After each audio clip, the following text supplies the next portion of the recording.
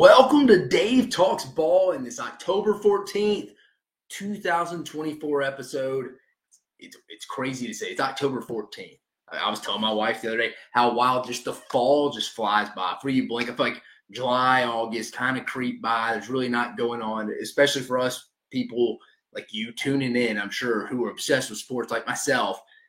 Those are kind of the slow months of sports. So the fall just kind of just flies by. I mean, we're heading into week 8. We're at a week 8 look ahead. We're at a week 7 recap. It's exciting but depressing at the same time. But to my point, it flies by so fast. We got SEC basketball media days tomorrow in Birmingham.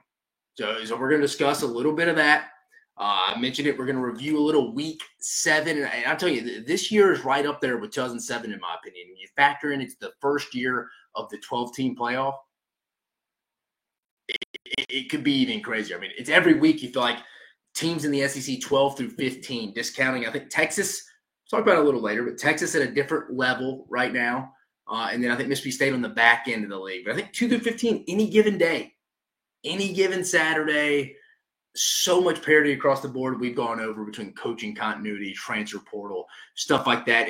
It's what makes the sport great. I know some people aren't real fired up about it, but I do think it brings an exciting brand of football every Saturday for everybody.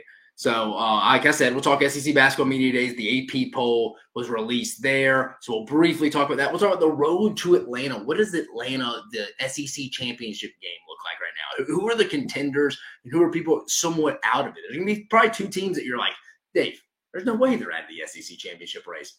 Well, I said SEC championship race, not playoff race. Teams can still be in the playoff without being in the SEC championship game. We'll discuss that. Week 8 look ahead, and then just the week 7 money-making weekend review. We should have had a winning record this week. By half a point, Pitt cost us. Pitt cost us, and I got a problem. I got a bone to pick with Pat Narduzzi and the boys. But let's get right to it. Let's talk a little SEC basketball media days before we get into it. But no, first, we got to pay some bills first. Let's go to Prize Picks. Go to prizepicks.com and use code SECU at sign up to get your $50 instantly when you play your first $5 or more lineup. This episode is brought to you by our buddies over at Prize Picks.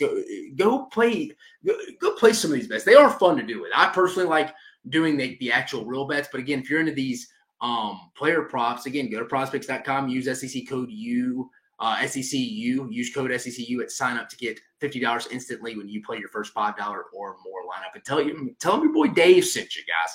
They know who will be sending it over. But let's get to SEC basketball media days here, folks. SEC, I think there's legitimately 10 teams who could make the NCAA tournament from the SEC this year. I mean, I think you're talking, obviously, Alabama, who's a preseason top 25 team. I think you got Auburn, who's going to be in that as well. I also think across the board right there, you got Tennessee, Arkansas, A&M, Florida, Texas. Excuse me, I'm trying to get over a little bit of a cold. Kentucky, Ole Miss, Mississippi State. I think South Carolina, Georgia in that mix. We'll see if Lamont Paris can match up. But I think this is the deepest. Again, I know we cover this. And again, this is SEC Unfiltered, folks. We cover football. As you can see, we have content bleeding out the eyeballs every week. Basketball coming up.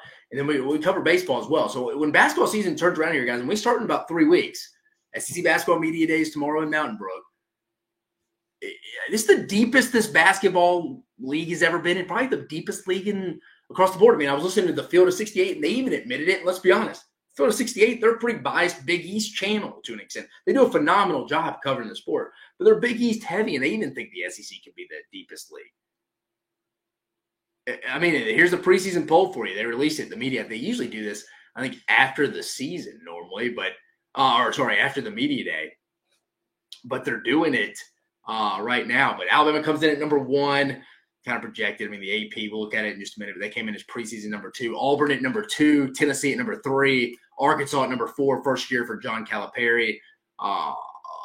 Texas A&M at number 5, Florida at 6, Texas at 7, Kentucky at 8, Ole Miss at 9, Mississippi State at 10, South Carolina at 11, Georgia 12, which I think is a little too low for the Dogs. I like Georgia this year, Mike White and them. Missouri at 13, LSU at 14, Oklahoma at 15, and Vanderbilt at 16. Again, guys, a deep league across the board. Quickly wanted to go over. Let's go over the AP poll. They released it. Just quickly going over the SEC teams in it. Kansas came in at number 1. I know I said SEC teams, but I'll give you who the number 1 team is. Where did it go?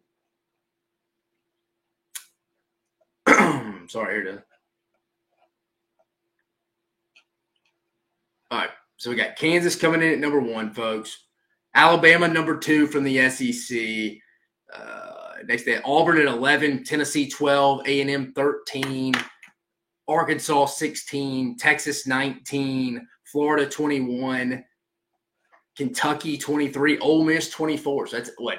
8 SEC teams. 1, 2, 3, 4, 5, 6, 7, 8, 9 SEC teams in the top 25, folks.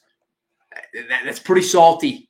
Again, I told you I think legitimately 10 teams could get into the dance this year. I'm excited about college basketball this year. I always am. You know, that's Chris Phillips. He always laughs at me. He's like, hey, you love college basketball. I do.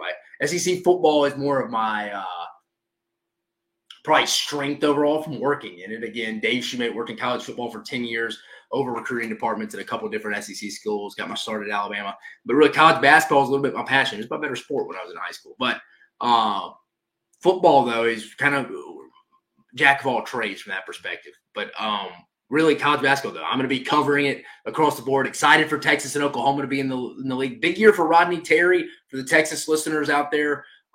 Porter Moser. I don't know how good Oklahoma's going to be this year. So again, bear with me in this episode, folks. Got a little bit of a cough. We got an 11-month-old going to daycare. Brings it back. I bring it to the show. I apologize, folks. Even in the previews today, the Texas-Georgia preview, I was pissing myself off. Felt bad. I was letting Cole and Chris down a little bit for how much I was coughing. Felt bad. But now I'm going to try to hone that in just a little bit, folks. But let's look at the SEC's the first team All-SEC preseason. Mark Sears from Alabama coming in at the guard spot. Walter Clayton Jr. had a big year at Florida last year. Big year for Todd Golden in Florida. Jedi Broome, I think, could legitimately be an 18-10 guy.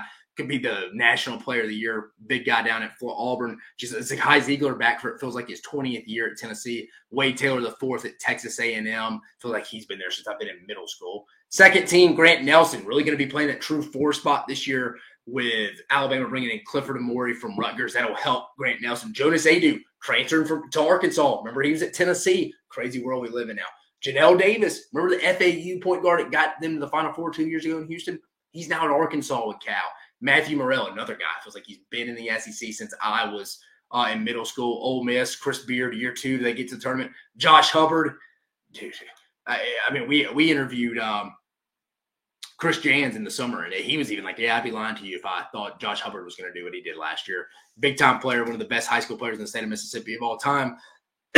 Third team All-SEC, Chad Baker Mazzaro, kind of jack of all trades, the Energizer Bunny for Auburn. Got ejected in the NCAA tournament game against Yale. I think they probably win that game if they had him, but they don't. But they didn't, so they lost. Third team, Chad Baker Mazzaro, Alex Condon from Florida, Jackson Robinson from Kentucky, first year for Mark Pope. Colin Murray Boyles had a big year at South Carolina last year. He's back. And then the new kid on the block, Tremont Mark, the only Texas or Oklahoma player on the first couple teams in the league. Joe K, appreciate you joining, buddy. Looking forward to the season. New conference, Texas versus Ohio State, November 4th in Vegas. Trey Johnson, Sophie Special. Yeah, big year. Big year for Rodney Terry and the boys. Got to make the tournament. I think they got to be a top 5, 6 seed. Appreciate you listening, though, brother. But yeah, I just want to talk about that. Well, you'll see the SEC Unfiltered channel be talking a little bit basketball tomorrow.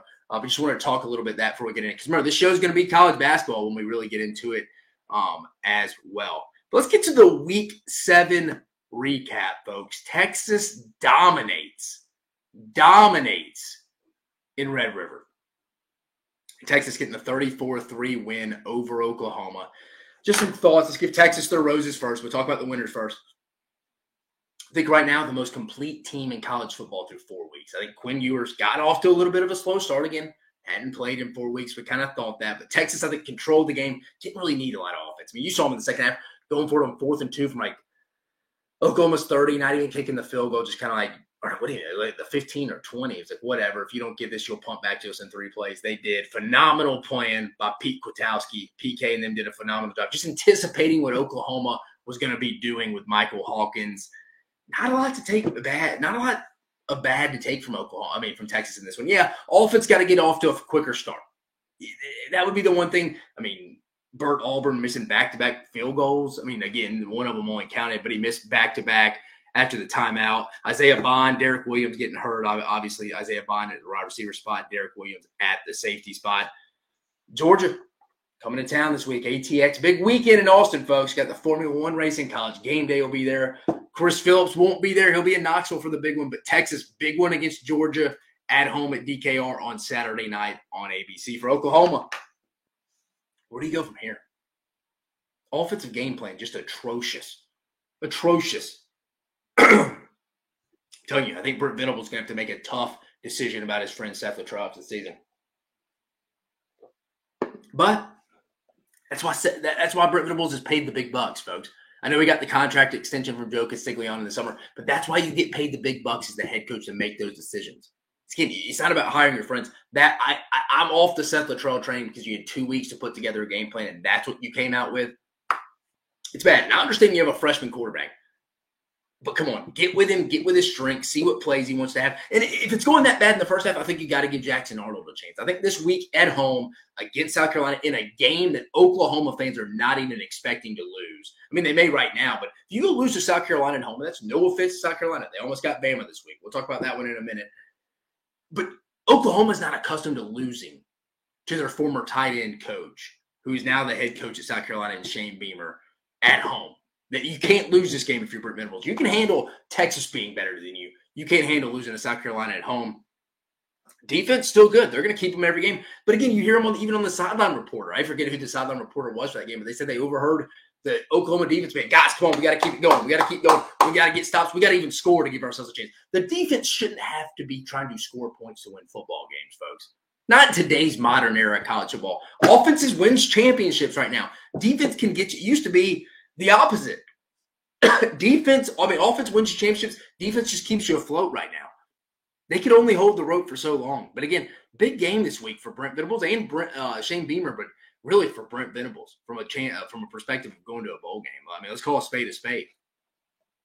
But Texas gets the win in Red River. How about that game down in Baton Rouge, folks? How about that game down in Baton Rouge? Hell of a performance by Blake Baker and that defensive staff. Just aggressive. The defense looks more comfortable without Harold Perkins. I don't know if I'd say better because you're never going to turn a player down like that. Just a freak athlete. But he's a tweener. Didn't really have the instincts to play in the box. Undersized to rush the passer. They were aggressive, though. Affected Jackson Dart all night. Just wasn't a good night for Ole Miss across the board from that perspective. But Garrett Nussmeier for LSU wasn't great. 22 for 51, 337, 3 touchdowns, 2 interceptions, but he was great when he had to be. That ball on 4th and 5 to Aaron Anderson to tie this game up. Beautifully thrown football. When he had to make plays, he did. For me, that takes away an interception. Going back and watch the film, I was more impressed with it after. Initially, reaction-wise, I was like, he played bad. He still didn't play great. I think he would tell you that. But still, he made plays when he had to make it. He was great when he needed to be. Tiger Stadium was the difference. I'm usually not one to say home field advantage. Usually in football, 8 times out of 10, the better team wins the football game, folks. If you listen to any of my stuff, you can go back to Mach 10. I say that all the time. The better team wins the football game 8 times out of 10. I think Tiger Stadium was the difference. I still think Ole Miss was the better team. I do. I still think Ole Miss is the better team. Neutral site anywhere else, I think Ole Miss would win that game. They just left some points on the board. I mean, they left some opportunities. Tiger Stadium was the difference. The defense was good enough until the last drive when they gave up some 3rd down and 4th down conversions and in overtime. I mean, Pete Golden won't – it goes back to his Alabama days. You got to rush more than 3, folks. You can even say it to Kane Womack at Alabama. You have to provide pressure, guys. You can't let these quarterbacks who are so good now sit in the pocket. They've been trained for too long. They're too well equipped. They're as best as the sport's ever seen. You can't let them sit back there. Like I said, defense was good enough to win. Jackson Dart and the offensive line really underperformed, especially the offensive line. I mean, they gave up, 5 sacks? Ole Miss got none. It felt like they were all over Nussmeier. But again, give Will Campbell, Emory Jones. They haven't given up sacks even against South Carolina 2 weeks ago. 3 or 4 weeks ago against Dylan Stewart and Kyle Kennard, who've been getting sacks against everybody except the best tackle duo in the sport in Emory Jones and Will Campbell. But for Ole Miss, where do you go from here? 10-2. what are you, 1-2 in league play? 1 win over South Carolina, lost to Kentucky and LSU. I mean, your SEC championship race is probably over, but you're not out of the playoffs. You better be cheering for Georgia. If you're an Ole Miss fan, you need Georgia with one loss, that only loss being to Alabama a couple of weeks ago when they roll into Oxford, and you have to get that done. And then 10-2, you may have a shot. If Georgia starts racking up some losses, rolls in with 2 or 3 losses, which most likely would be 2, still doesn't look as winning. I think Ole Miss needs to be big Georgia fans this week. They need to be big Georgia fans. I'm just telling you, folks. But that's a big win for LSU, man. I think these next 2 weeks are going to be critical. And, here's the stat. Here's that stat again, guys. Bear with me. Here is that stat. I said last week, and it ended up haunting Ole Miss. Since 2019, only 2 SEC teams, not counting the 2020 season. Sorry, Alabama. Still think one of the best teams of all time, but wasn't full capacity. Since 2019, only 2 SEC teams have won true back-to-back road games, not a bye week sandwiched in. 2019 LSU, who won it all. 2021 Georgia, who won it all. LSU's next 2 games, back-to-back weeks, at Arkansas, at A&M. They need one of them. I'm not there to say they need both. They just need one of them. They need 2 out of 3, though, of Arkansas, at A&M, and Bama. Those are the 3 next games. They need 2 of their next 3. They need to go 1-1 in these next 2. But again, it just goes to show you how tough it is to win true back-to-back weeks, back-to-back road games. That's the task at hand for Brian Kelly and LSU, coming off an emotional game against Ole Miss. Totally different challenge. You play an Arkansas team coming off a bye. It's going to be hungry. I think it's going to be a close game in Baton Rouge, folks. In Fayetteville. Just telling you, I think it's going to be a close game. Alabama escapes South Carolina. Alabama gets the 27-25 win. Just another inconsistent performance by Alabama. What can you say? Jalen Milroe's worst game of the season. You really saw his floor on Saturday. 16 for 23, 209 yards through the air, 1 touchdown, 2 interceptions. 1 interception, I think, was just a good play by Jalen Kilgore. Bama in those corner routes, when they get in the green area, like to go those corner routes to Jeremy Bernard. And obviously, Jalen Kilgore done his homework during the week, watched the film, and then the one before the half, inexplainable. It's the only thing you couldn't do. So that was Jalen Milroe's worst game of the season. 4 turnovers in the last 2 games. That's got to get fixed if you want to go win in Knoxville this week. It's just that's that simple. It's that simple. This team goes as far as Jalen Milroe takes them. I think he's got the highest ceiling from any quarterback in the country. But he's probably got one of the lower floors out of the better quarterbacks, out of the draft-eligible quarterbacks. But he can be really bad at times. In that end of the last 2 minutes of the first half, he cost them 5 points with the intentional grounding safety, then the field goal off the interception right for the half. Cost him 5 points by himself. And that shouldn't have been a safety. They were on the 13-yard line, and he drops back. He goes back so vertically at times when he's trying to escape the pocket. It's bad. Alabama fans know, or anybody who's watched Jalen Milroe, he doesn't traditionally throw interceptions, but he'll take some bad sacks because he tries to get vertically in that pocket instead of sliding up inside it. That's when he's at his best, like he was at the season's end last year until the Michigan game. But this team's going to go as far as Jalen Milroe takes him. You can tell the game plan is about that offensively.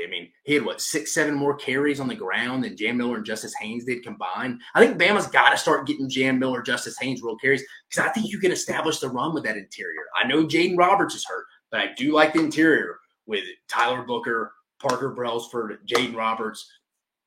I think Tennessee, if you're consistent, can get got if you stay with the run game. Look at Florida. I think Tennessee's defensive line goes up the field vertically so well, and they're so well coached by Rodney Garner. He stockpiled that route. Give him credit. But I think you got to keep them going sideways. Make them think. Second guess, just like Bama's defense was playing against Vanderbilt. That half second, just to make you freeze, because Jalen Milroe is so dynamic in the run game. That can be the difference in between a 3-yard gain and a touchdown if that linebacker doesn't fill the gap, folks. I'm just saying, I think Bama, and we'll talk about Tennessee in a minute, Keenan Peely, their linebacker being out for the season. I think that's going to be a big factor. Big factor. I'm previewing the Bama-Tennessee game tomorrow with Chris Phillips. That's something I'm going to bring up. But again, Bama just defensively, it's not the brand of Alabama defense people are accustomed to seeing. Lack of physicality, poor tackling. The first drive out of the half, and Rocket Sanders just tackles high Jahad Campbell, just standing high in his stance, and just gets ran over. No one goes backwards when Bama hits you anymore. They don't fear the Alabama defense. There's no attention to detail. There's no physicality. Lack of awareness a little bit. Dumb penalties. It's look, I know that was a soft personal foul call on Jahad Campbell.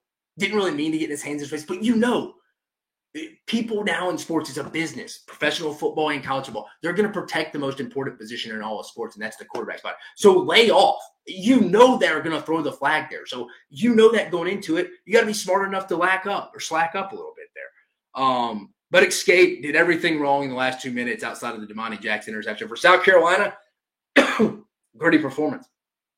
Down 14-0, 4th and 9 conversion. Went for it. I love the play call by Dow Loggins there. Defense is good. It's going to keep them in it every week, but they need to start collecting some of these wins. It's a big game for them in Oklahoma this week. They go on the road.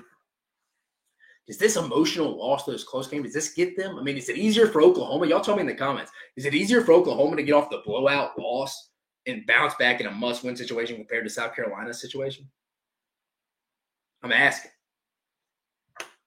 Probably get a little bit easier. I know it's your rival, but it's probably a little easier to get over it if you're Oklahoma, if we're being honest. But Alabama coming up, they go to Knoxville.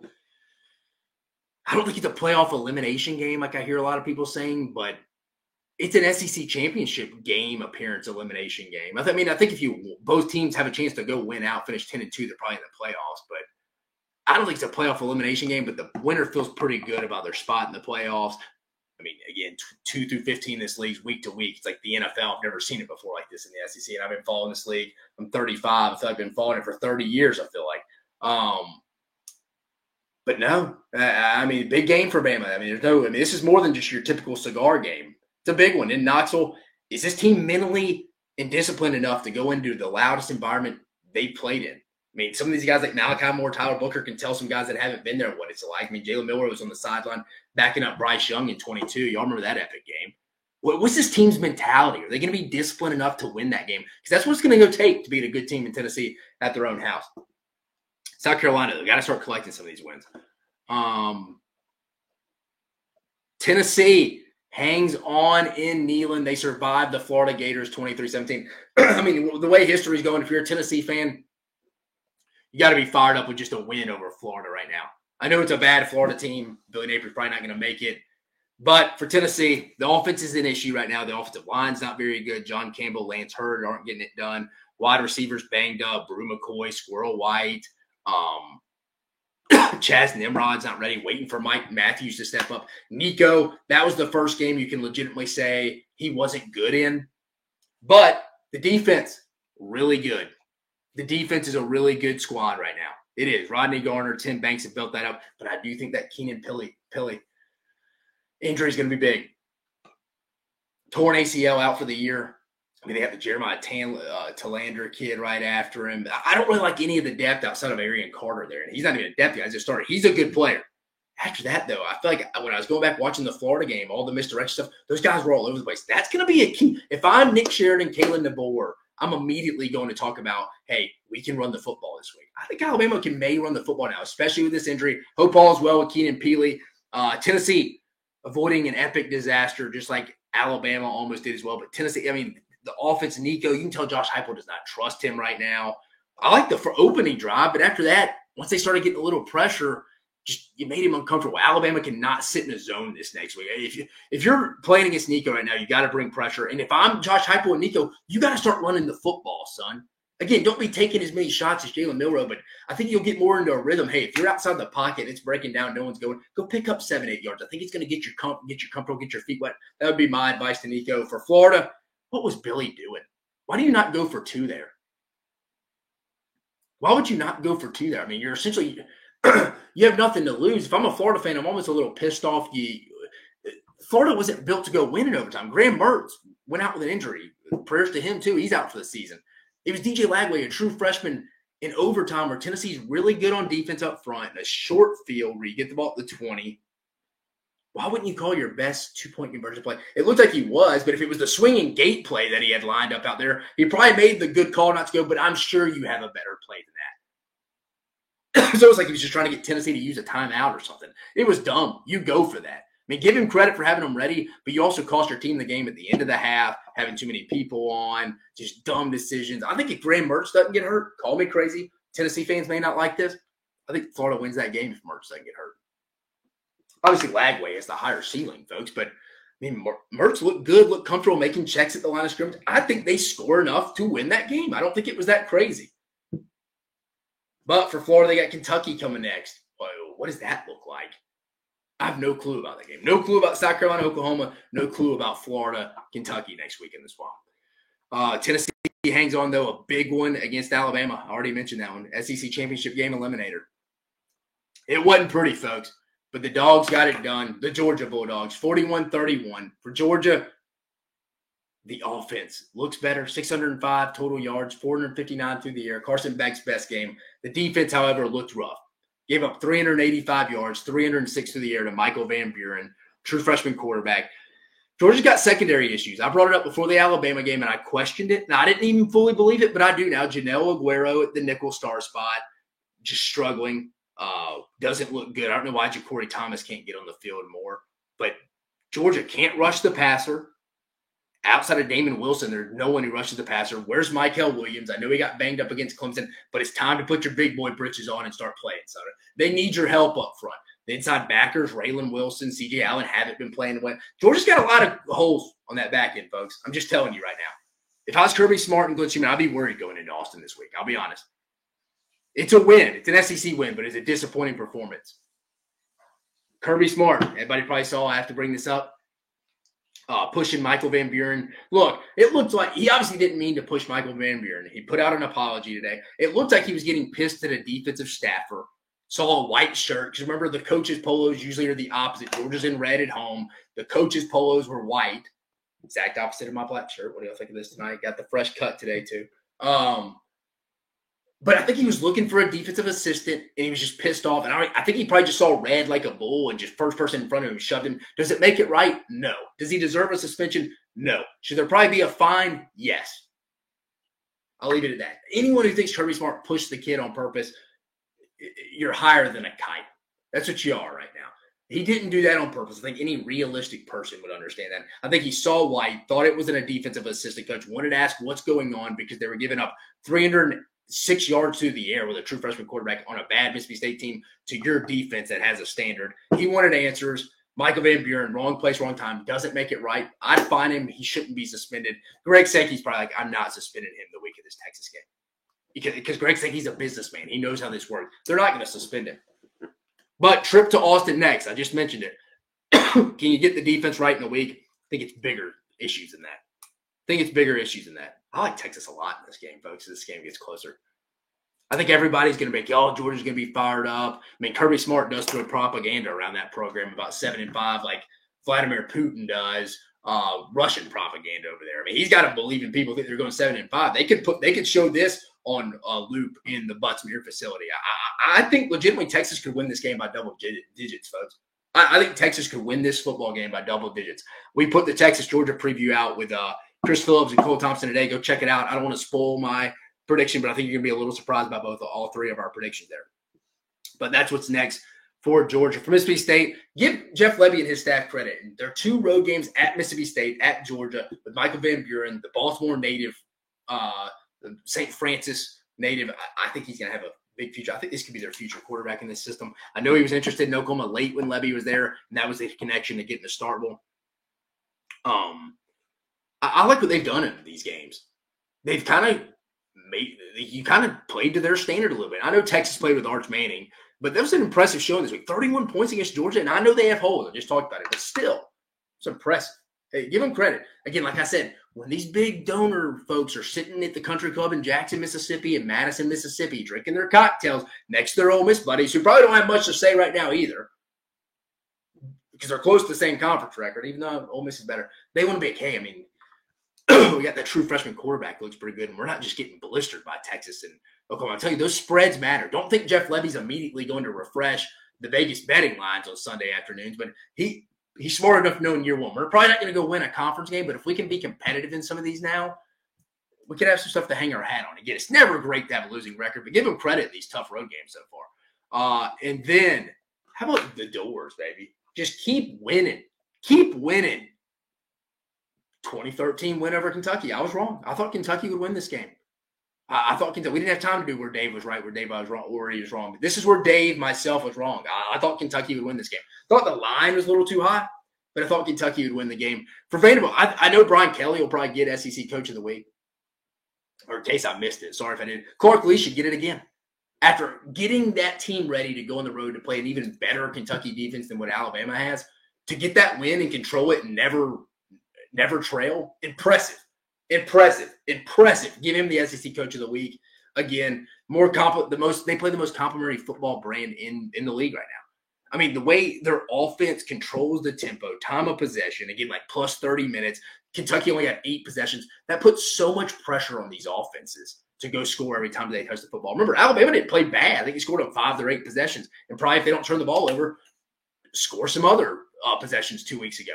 But you put so much pressure on those offenses to go score. And your defense isn't playing a ton of snaps. So how did Vanderbilt always lose games, guys? Obviously, the top end talent, but they didn't have the depth. Well, if you're only playing 45, 55 plays on defense, it doesn't really matter what the Vanderbilt defense depth looks like because you don't ever see it because they're not playing a lot of plays. That offense is just winning games. Diego Pavia went down a little bit with an injury, but that game in 2 weeks when Texas comes to town, Vanderbilt gets Ball State this week. They should win this. Texas comes to town next week. Watch out for College Game Day being there, folks. Kirk Herbstreit and Ben may not even have to leave the hometown. For people who don't know, he lives in Nashville. But that would be a wild scene there. I mean, to beat Vanderbilt, here it is. If I'm in a coin toss, I don't defer. I take the ball, and I want them to trail. They haven't trailed in 2 weeks. If you could get up 14-0, 17-0 on them, how would they react? You get them out of their game. They can't control the clock. Diego's got to go pass outside of his own standards. Not when he doesn't want to pass. Teams know they're passing. Vanderbilt's offensive line is not built to withstand pass rush and obvious passing situations. I think that's the case there. That's how you beat them. I think Texas and Sark would do that. Kentucky, the Wildcats got introduced to assignment football. Again, you got to understand. When you're playing this Vanderbilt offense, you're not going to get, if you're a defensive lineman, a bunch of TFL, sacks, stuff like that. You need to accept. You got to do your assignment so the guy behind you can make the play. I think they learned that. You can tell Mark Stoops is emotional after the game a little bit like, I tried to warn him. Again, you can't simulate this offense. Your scout team can't simulate Diego Pavia because he's like a basketball point guard, and he's so good with the ball handling and holding that mesh point late. Your backup quarterback and stuff can't really do that. I mean, probably the best guy to simulate it would be his backup, Nate Johnson, who, remember, was at Utah last year, beat Florida. But what do we say about the Kentucky win? What do we say about Kentucky after the Ole Miss win? A lot of winnable games in the next 3. Hosted Vanderbilt, go to Florida, host Auburn, could have won all 3, could still win 2 of the 3. But this is when you question Kentucky is in the games like this. Not against Georgia, not against Ole Miss. Because guys like Deion Walker play with a high motor in those games. They don't consistently do it in these games. I warned you. I took Kentucky. I learned it the hard way too, but just facts there. And then finally, Missouri handles business in Amherst. Again, whoever scheduled this game in Amherst, Massachusetts. But they get the win 45-3. Missouri, this game went about what you expect. I mean, we saw Brady Cook. We saw Drew Pine, backup quarterback that came over from Notre Dame. Ground game churned out. Marcus Carroll, Nate Noel, 231 yards. Shut down. Only 3 points to it. Everybody remembers this guy. The quarterback for the Minutemen of UMass, Taysom Famashon. Remember him, everybody? From Connecticut, I think, went to Clemson. You had to remember that name if you follow recruiting. Maybe I only know it because I had to when I worked in recruiting. But that is it for the Week 7 recap. Keep holding on. Let's go to the comments for a minute real fast. Joe K, we talked about it. Joe K, Quinn Ewer seems to still be a little banged up and was very rusty. Trey Wisner in blue ran it 60 times. Play of the game was the fortuitous hustle fumble recovered by Silas Bolden. Yeah, that was a game-changing play. Who thought that would be Silas Bolden's first touchdown in a Longhorn uniform, by the way? But that was big. He got that back. I still think Texas wins, but I'm with you. Texas D was solid. Spiffy, McGee, Georgia 44, Texas 24. I'd be really shocked by that, Spiffy. I appreciate you listening. But Georgia's got a lot of holes right now. They're banged up. They're potentially in their 3rd center. Again, we'll go predictions. I mean, for the SEC Unfiltered channel, I already put out the predictions. But on Thursday, we'll give some other official predictions. Appreciate you listening, Spiffy. Texas hasn't faced a top 90 offense in this game. Kirby brings the junkyard dogs. I'd agree with you, but they're banged up right now too. Spiffy, also fair to mention that Georgia has faces nothing but running quarterbacks. Ewers will be the least mobile. Could be 7-8 sacks for Walker and Williams. I mean, maybe. Do you really believe that, though? I mean, Quinn Ewers maneuvers in the pocket probably better than any quarterback in the conference. Like, not from like taking off and running, but just having a feel where that pressure's coming. I don't really think about I don't think of just being a great maneuvering quarterback just because you can go pick up positive yardage. Just how you move within the pocket and stuff like that. Like take Jalen Miller, for example. He can take off and make plays sometimes, but also he'll go vertically and lose you 13 yards. I think Ewer's the best quarterback they've played so far. Manny Alcantara, how does South Carolina stack up against Oklahoma, Dave? I kind of like South Carolina right now, honestly. But that's a toss-up game. Can South Carolina get over that emotional loss? It's a big one because, again, you got to keep internal motivation. After they lose this game, you have a bye week 2 weeks before A&M comes to town. The Vanderbilt game looks a little tougher. You hadn't won a game in 4 weeks at that point. That starts to hit a team minimum. You're out of any kind of championship race. It's a big game for Beamer and obviously Brent Venables and his squad as well. I don't see Oklahoma scoring a lot. I trust South Carolina's offense more than I trust Oklahoma's offense. But again, what's Oklahoma going to look like? Are they going to give Jackson Arnold a chance? So many question marks. I wouldn't touch this money with your money. I wouldn't touch this game betting with your money, Manny. But I do like South Carolina as we stand right now. Spiffy, Tennessee 31-20, Georgia 44-24. Yes, Oklahoma will come back faster. South Carolina will be depressed. Yeah, that's a little bit of my concern too. I could definitely see that. Mill Road doesn't play as good on the road. I mean, does anybody? UT Bags, he's back, baby. Go Big Orange, he says.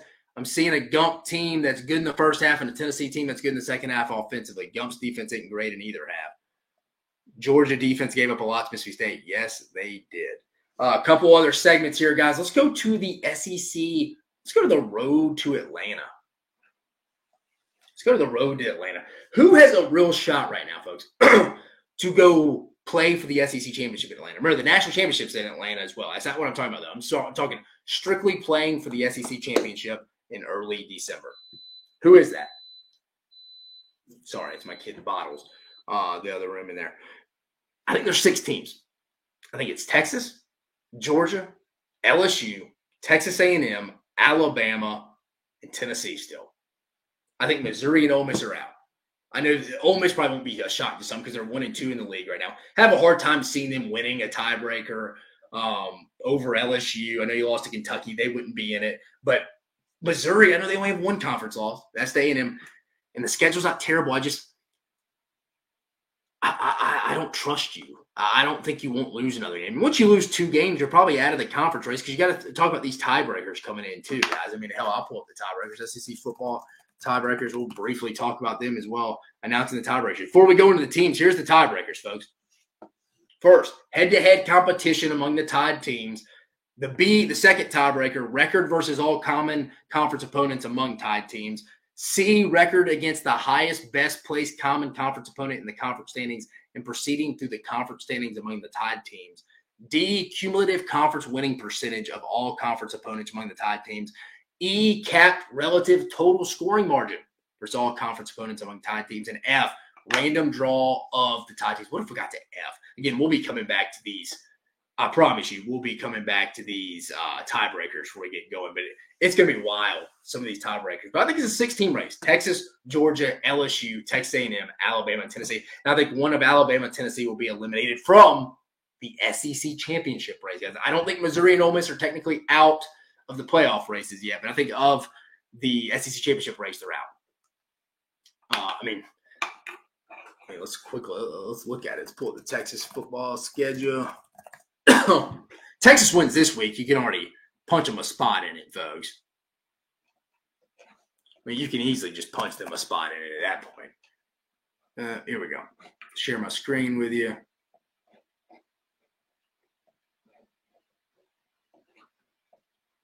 Yeah, if Texas wins this week, you can punch me because they got at Vanderbilt, Florida, at Arkansas, Kentucky, and at Texas A&M.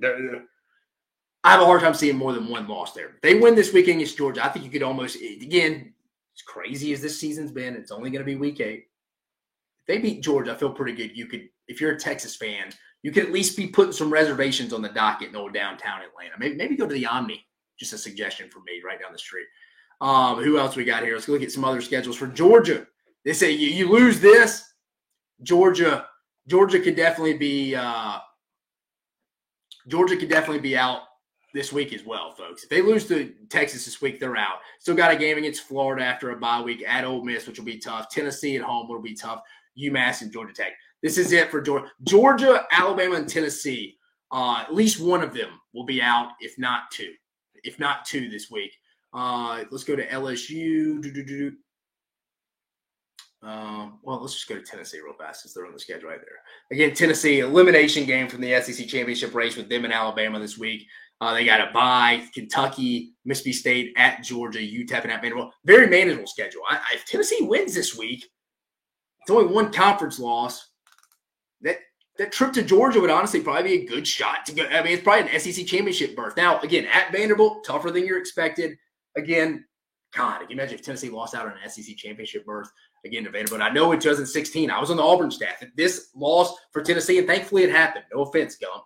But that loss to Vanderbilt in 2016 with Josh Dobbs, Butch Jones, the year they beat Georgia and Florida and didn't get to Atlanta, that loss to Vanderbilt sent us, the Auburn team, to the Sugar Bowl so we could get blasted by Baker Mayfield and the boys. But anyways, let's go to Bama's schedule. Again, Bama loses to Tennessee, they're out. But they got Missouri at LSU, Mercer at Oklahoma, and Auburn. I think Bama's got a tougher slate left than Tennessee. That Missouri game that next week will be scary. That's a little terrifying if I'm an Alabama fan a little bit. Not because Missouri's so great, but Alabama can lose to anyone this year. Who else we got? Let's go look at – sorry, I lost the schedule there, folks. Let's go back. Who am I missing here? Oh, I'm trying to go. I need to go find somebody who play. All right, Florida plays LSU. Sorry, folks. I was trying to see all right, LSU schedule here. Again, remember I said their season's going to be made here the next 3 weeks, especially the next two. At Arkansas this week, at A&M. Remember, only two teams since 2019. 19 LSU, 21 Georgia have won back-to-back road trips. True back-to-back road trips. Bye week, Bama at home, at Florida, Vanderbilt, and Oklahoma at home. If they win 2 out of 3 after go against at Arkansas, at A&M, and Bama, that's one conference loss. I feel pretty good about the Tigers. I'll be honest with you. I don't think they do that, but I feel pretty good about them. Texas A&M, manageable schedule as well. LSU at Mississippi State this week. LSU at home, at South Carolina, bye week. New Mexico State at Auburn, and they host Texas. They win all 3 of these at Mississippi State, LSU, and at South Carolina. You got to feel pretty good.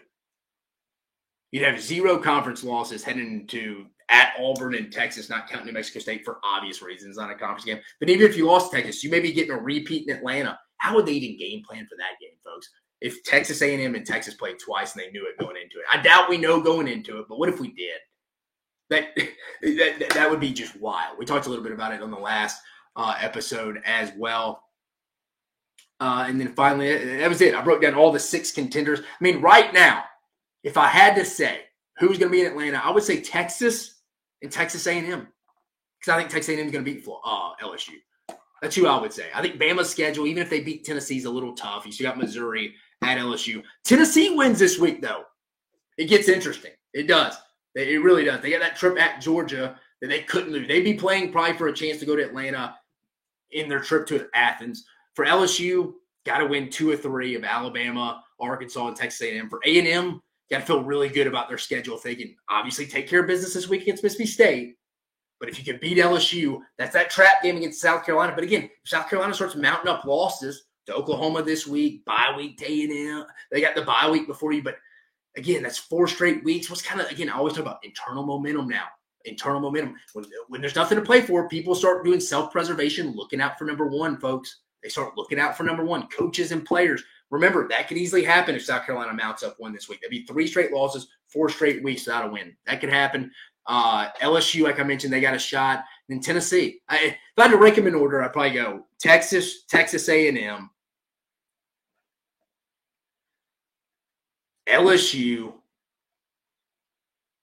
Georgia, but they could be eliminated this week. Tennessee and Alabama. I probably like Alabama's chances last, but I still like Alabama's chances. Again, I don't think the Alabama-Tennessee games is a playoff eliminator like I've seen a ton of national media talk about. The loser, if they went out, is probably still going in. And I know you know that because you're a smart college football fan because you're watching my show. Let's be honest. But I don't think it's an elimination game. But you could legitimately have 2 teams out of this 6. We could be down to 4 talking about this next week. If Georgia were to lose, then obviously someone in the Alabama-Tennessee game in the 3rd Saturday of October has to lose. So you could have 4, but we could be talking 5. But yeah, that's how I'd rank them right now. I'd go Texas. If the SEC championship was played next week, I think it'd be Texas versus Texas A&M. But I'd go Texas, Texas A&M in order of confidence. LSU because of schedule. Georgia, Tennessee, Bama. And I put Tennessee above Alabama, because still till this night, I got to get prediction tomorrow, and I'm still on the fence with the Alabama-Tennessee game. I see a path to victory numerous ways for both teams, but obviously the loser's out, but the winner. But I mean, Tennessee's schedule is more manageable on the back end than Alabama's is, like I mentioned. But just wanted to go over a little bit of the road to Atlanta, not national championship, SEC championship. Remember, I eliminated. I don't think Missouri is really going to be competing for it, and I don't think Ole Miss. Doesn't mean Missouri can't get a big win, maybe in Tuscaloosa in 2 weeks. They got a big win against Auburn at home this week at Faroe Field. But I think it's fair. No one's going to argue Ole Miss is out. Let's see what Gumps is all fired up about in here. OU should have never taken Arnold out. He was a beast at Tennessee. He was hyped.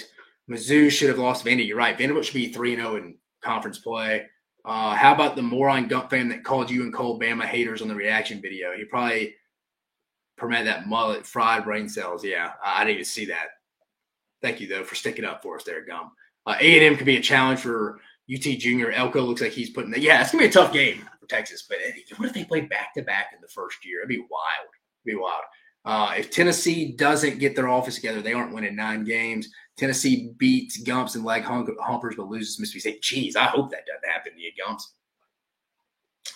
But 2 more segments. Look ahead, and we'll go over my Week 7 recap. A little better this week, folks. Week 8 look ahead. Week 8 look ahead here, folks. I mean, we got 11 a.m. kickoff, 11 a.m. Central, noon Eastern on ESPN. Auburn at number 19, Missouri. Missouri favored by 4.5, point total 51.5. Big game for both teams here. Like both of them need. I feel like Auburn's going to get one of these next 2 against either Missouri or Kentucky. It's a big one for both teams. Missouri's got to bounce back from that embarrassing loss. 12:45 p.m.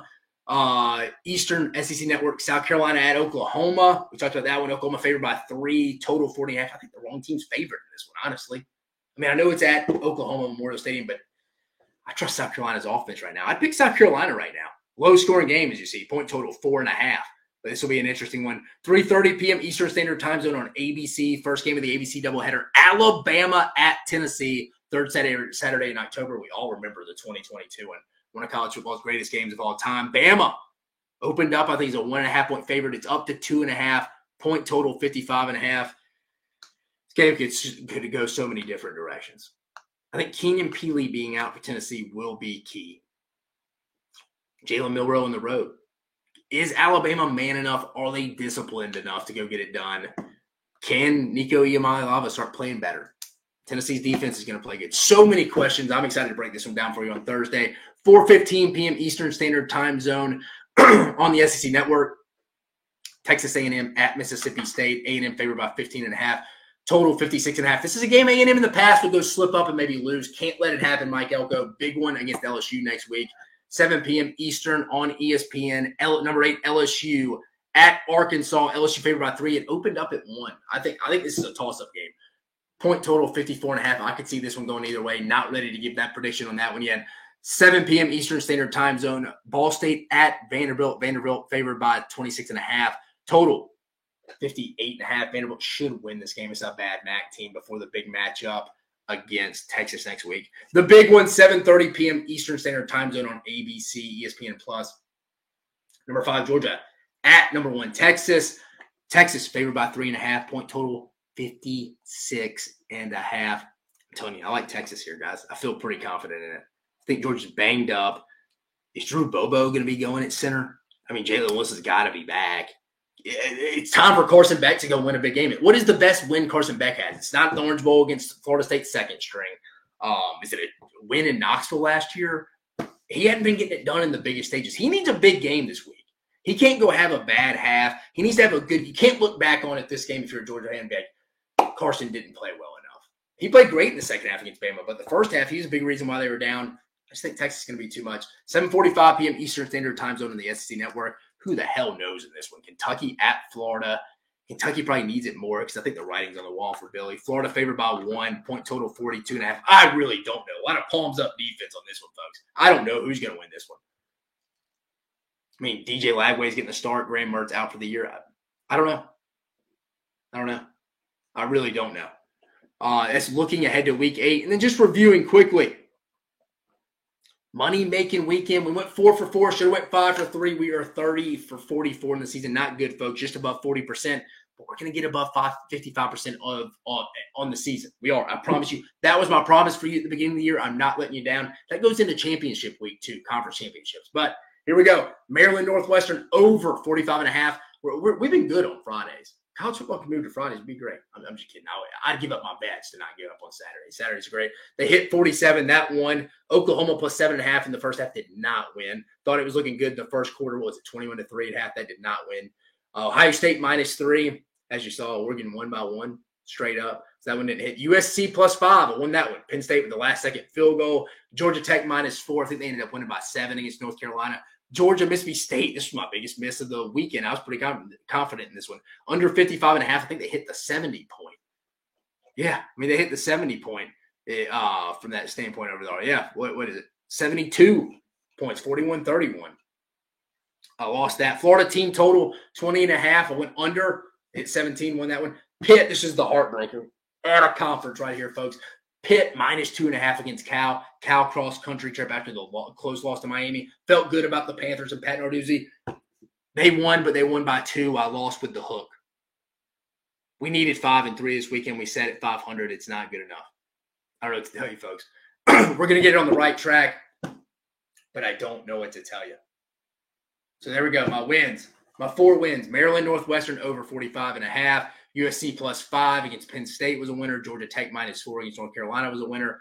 Florida team total under 20.5 is a winner. And damn you, Pat Narduzzi and the Pitt Panthers, that half point not getting it done. But guys, a little bit shorter episode. I kept you under an hour. We're usually going 75, 80 minutes. I kept you under an hour. Tell your wives you're welcome for letting you get off here a little early. And for you ladies, tell your husbands you're welcome for not going to watch that show on Netflix. You're watching Dave Talks Ball. That's where you need to be on Mondays and Thursdays at 9 p.m. Eastern Standard Time Zone. We covered a lot on this episode, folks. We recapped Week 7, SEC championship race. I think it's down to 6 teams. I think at least 1 team is going to be eliminated this week, if not 2. We talked SEC Basketball Media Day starting tomorrow. Hit us with a follow. Hit us with a subscription. We're going to be covering basketball. Remember, it's SEC Unfiltered, folks. Content bleeding out the eyeballs, not only for football, for basketball and baseball. We covered the big 3 here. My Week 7 money-making weekend recap. And, guys, you know what Thursday means. It's Prediction Thursday. I get fired up for it. Let's go to the chat room one more time before we get out of here. UT Bags, I appreciate you joining us. Nico has nighttime vision issues. Daytimes, he's been perfect, accurate balls at maybe 2 other QBs. I hadn't seen that theory out there. Maybe it's true. Merch screws himself up, celebrating, not even acting stupid. You're right. Best regards to him. Georgia's defense isn't the typical Kirby shutdown D. No, it is not. Short church service tonight. Laugh out loud. See you Thursday, bro. Yeah, just the throat a little bit, and then we didn't have a gas. The gas usually carries us over to the 75-minute mark. So I kept you under, Gumps. Again, tell your wife thank you. You can go watch that show with her now, man. I'm doing you a favor. But, guys, I appreciate you listening. Have a phenomenal rest of the week. I will see you Thursday night, 9 p.m. Eastern. It's prediction time. We got 2 big ones, and I think we got a big third one too. Watch out, Arkansas, South Carolina, Oklahoma, Kentucky, Florida. We don't know. I'm sure they will all be great. They've been great so far in the wildest college football season that I can remember. But for Dave Shoemate and Dave Talks Ball, you have a phenomenal evening.